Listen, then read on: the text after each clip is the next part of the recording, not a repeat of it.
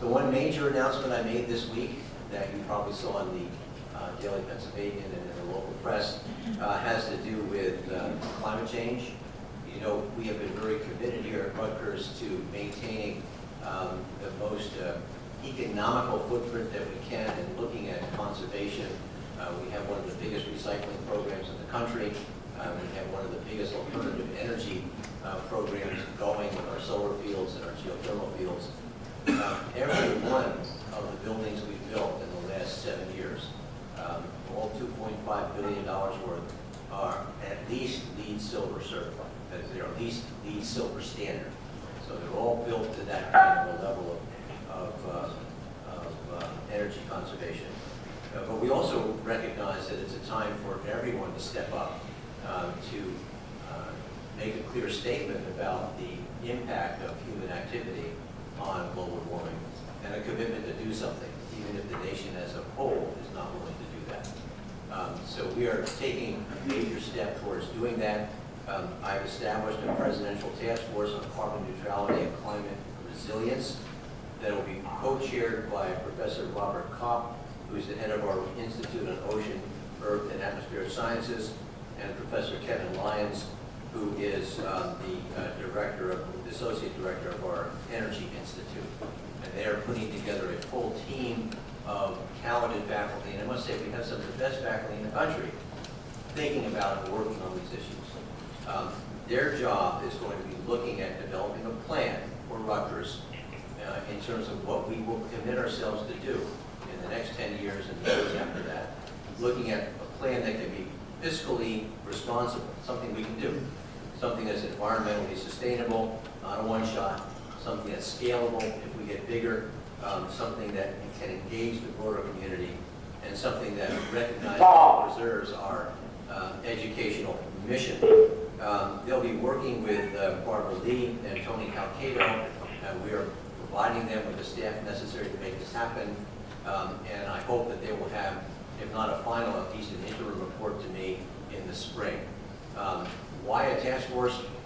We're actually in communication with and have exchanged information with a coalition called UC3, which is a developing coalition of R1 universities who have committed to these changes for carbon neutrality and climate resilience.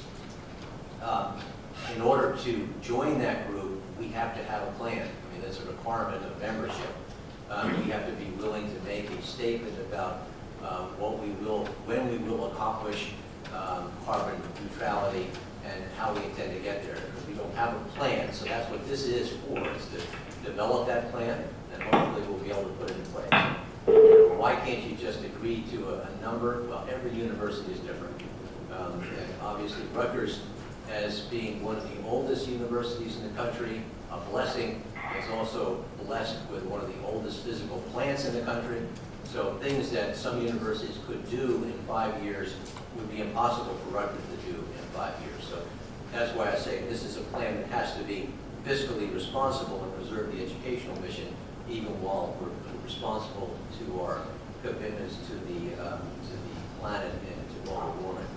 So I'm very excited about this. This is something I've been interested in. I would like to see done in my final year here. I can tell you that Robert Kopp and Kevin Lyons are already full bore on this.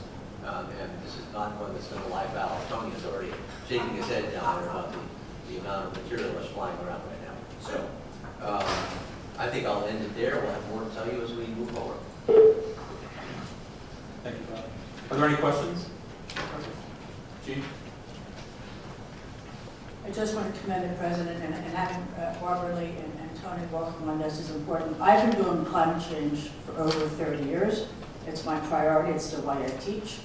Bob Kopp and the scientists that we have at the Rutgers Energy Institute are incredible. The facility that we have called the Cool Center, if you haven't been there, you got to go.